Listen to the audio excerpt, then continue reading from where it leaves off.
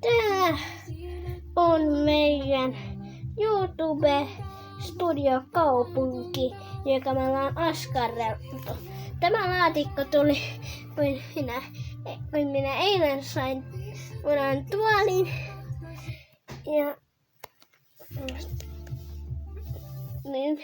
Ja se tuoli oli tässä laatikossa. Me ollaan nyt väritetty ja askarreltu. Ja eikös mennä kuuntelemaan tarinaa. No. Täällä oli iso kylä ja siellä rakastettiin tää YouTube-videoita. Sitten täällä oli Lasta, jotka leikkivät maalaria. Menivät kotiin, haki isän tikapuut ja leikkivät maalaria. Maalasin mudalla seinät ja siitä syntyi nämä ruskeat seinät. Mutta naapurin mummo oli kuvaamassa heitä ja näytti talon omistajalle.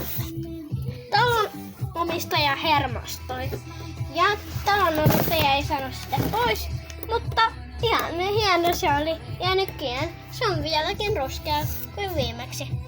Niin, ja seuraava tarina on siinä sitten, että miten YouTube sai osansa